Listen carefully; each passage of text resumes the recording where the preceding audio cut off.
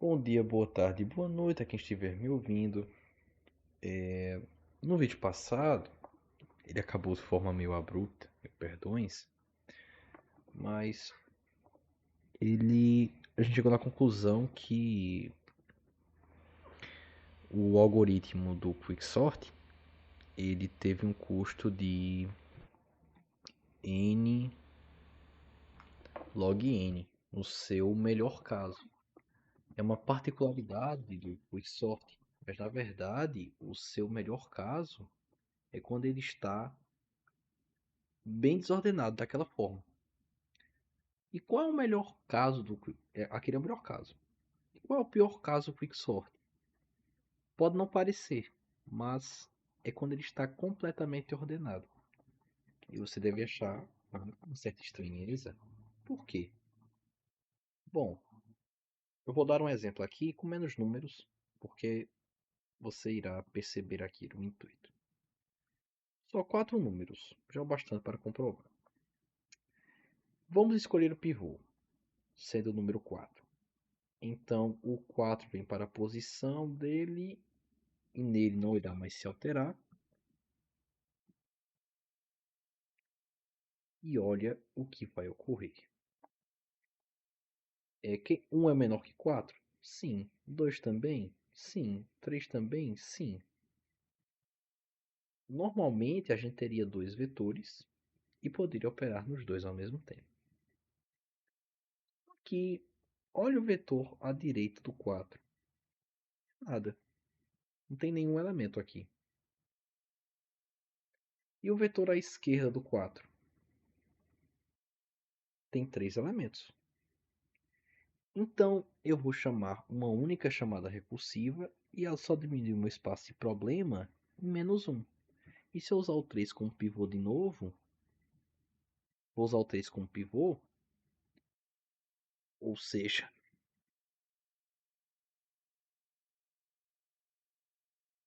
ele como pivô, olha quem fica à direita dele, nada.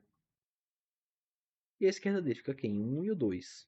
Então vou usar o 2 como pivô, e aí eu chegaria na base da recursão, tendo apenas um único elemento a ser analisado. E percebe que aqui a gente só foi executando de uma em uma chamadas recursivas, porque esse lado a gente sempre ignora. Porém, a forma que a gente reduz o espaço de problema é só de 1 em 1. Então, colocando a fórmula mestre, ficaria com o quê? Que o t de n é igual a 1t de n menos 1 mais n. Por que n? Porque ainda tem um custo ele ficar verificando toda vez, né? Ele pega o elemento e fica comparando. É maior ou menor? É maior ou menor? Então ele tem que fazer essa comparação sempre. Por isso é um custo de n, e não um custo fixo. Porque é um custo baseado no tamanho do espaço de problema. A base da recursão continua sendo o único tamanho de espaço de problema e ele retorna nada na base da recursão. Então vamos lá.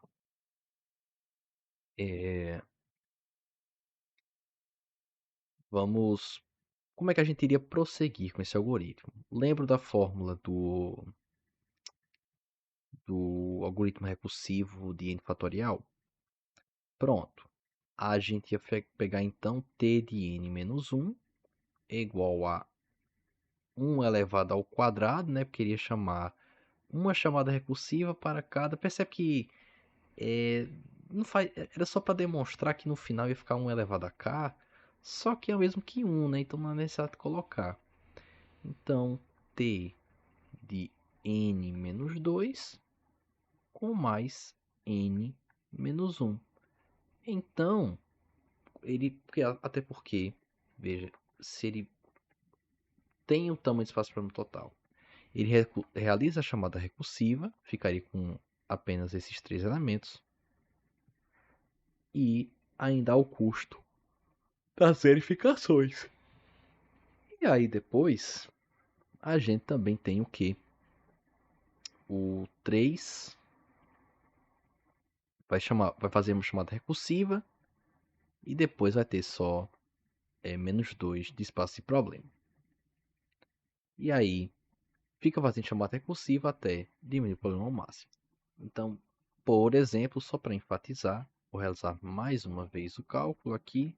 Ficaria t de n menos 2 igual a t de n menos 3 com mais n menos 2.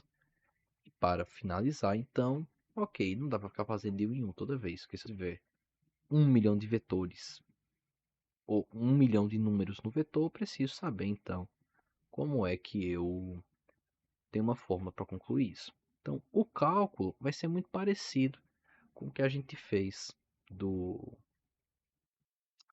do, do algoritmo recursivo. A peculiaridade será esse n aqui, né? Porque no final ficaria como? T de n menos k menos 1 igual a t de n menos k com mais n menos a expressão k menos 1.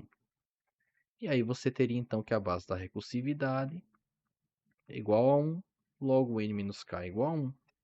Então a mesma relação a gente constrói que n igual a k mais 1 e k igual a n menos 1. Então, colocando isto na fórmula, teríamos o quê? Que o t de n é igual a só um momento, igual a o custo que ocorre na base da recursividade, que é 0 vezes a quantidade de chamadas recursivas. Ou seja, seria 0 vezes 1, que é o mesmo que apenas 0. Então, nem há necessidade de colocar aqui. Não é o custo que é nas chamadas recursivas, é a quantidade de chamadas recursivas que ocorre toda vez. Como é sempre de 1 em 1, não precisa colocar. Bastaria colocar o custo, que é 0. E aí, beleza, tem que resolver então esse problema daqui. Que, ou seja, é somar toda essa parte aqui, ó. n-1 com n-2 com n-k até o termo n-k-1. E se você concordar comigo, para calcular esse custo, veja, n, aí depois com mais n menos 1, com mais n menos 2, com mais n menos 3, e isso até o termo n menos k menos 1, eu posso separar ele de duas formas. Veja, percebe que há sempre a soma de n, então eu vou separar isso aqui em dois campos, evidenciando n, então a soma de todos os n's, menos 1 em evidência, porque é sempre menos 1, menos 2, menos 3, menos 4. Qual é o fator em comum de todos eles? É a multiplicação por menos 1. Porque menos 1 está sendo 1 multiplicado por menos 1, dá menos 1. 2 multiplicado por menos 1 dá menos 2. 3 multiplicado por menos 1 dá menos 3 e por aí vai.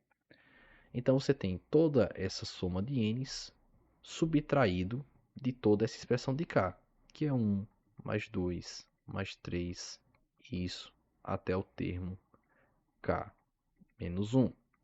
Então a gente precisa resolver esses dois somatórios aqui. Esse aqui, percebe que, né, é o 1 do termo 0 até o termo k menos 1. Então você tem o que? K menos 1 menos 0, K menos 1 mais 1, K. Você tem K termos. Então, N vezes K. Subtraído dessa expressão. O que é que essa expressão representa? Se você não conseguir identificar, só bater o olho, por favor, veja o vídeo de conceitos matemáticos, progressão aritmétrica. Mas isso aqui é uma progressão aritmétrica que vai aumentando, que o termo geral vai aumentando de 1 em 1. Então é 1 mais 2 mais 3 mais 4, enfim, isso até o termo K menos 1. E esse 1, ele não só aparece após a primeira chamada recursiva, então ele não é o 1 da vez 0. Né? Ele é o 1 da vez qual? Da vez 1. Então, ele é o 1 da vez 1 até o k menos 1, que realmente é o termo k menos 1. Então, pelo princípio da contagem, é k menos 1, menos 1, k menos 2. Como mais 1, k menos 1. Então aqui tem k menos 1 termos. Logo, isso é uma série aritmétrica, uma progressão aritmétrica. E qual é a forma de progressão aritmétrica? Bom, é a quantidade de termos multiplicado pelo AN termo mais A1 termo e tudo isso dividido por 2. Logo, quem é o primeiro termo aqui? É 1. Quem é o último termo? K menos 1. Quantidade de termos? K menos 1. E tudo isso dividido por 2. Se você perceber, 1 com menos 1 se cortam, então você obteria apenas K menos 1 multiplicado por K. E aí, resolvendo isso aqui, você teria K ao quadrado menos K. E aí, substituindo esses valores, então, por N, ou seja, K é igual a N menos 1, certo? Então, você teria N menos 1 elevado ao quadrado com menos N menos 1. Então, resolvendo isso aqui, você obteria o quê? N. Aí, tudo isso dividido por 2, né? Importante. Então, você obteria o quê? Vamos lá. Deixa eu estender aqui. Você obteria o quê? Quadrado do primeiro, 2 vezes o primeiro vezes o segundo, menos 2n. Quadrado do primeiro, com menos n, com mais 1. Por que mais 1? Porque menos com menos dá mais. E tudo isso dividido por 2. Só que tudo isso está sendo multiplicado por menos 1. Então você tem que trocar todos os sinais. Aí vai ficar o quê? Menos n ao quadrado com mais 2n com menos 1 com mais n com... Deixa eu ver se eu errei algum sinal aqui. Não, errei não. Com menos 1. E tudo isso dividido por 2.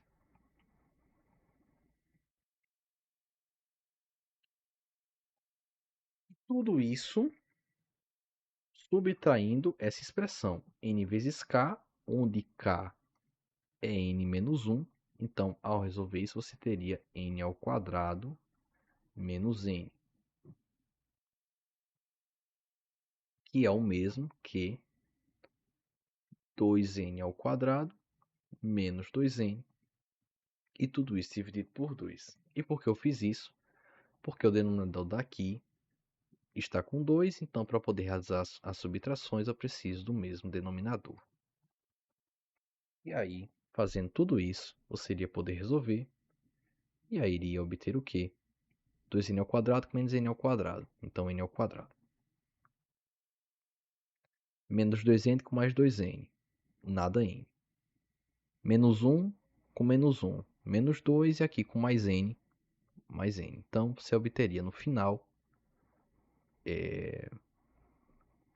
a seguinte forma. Então, T de n do quicksort, no melhor caso, seria esse custo. Portanto, a notação O disso é de n ao quadrado. E aí você comprovaria que o pior caso do quicksort, na verdade, ele é todo ordenado. E no seu pior caso, ele é ordem n ao quadrado. E no melhor caso, ele é n log de n. E aí, com isto, a gente finaliza o quicksort.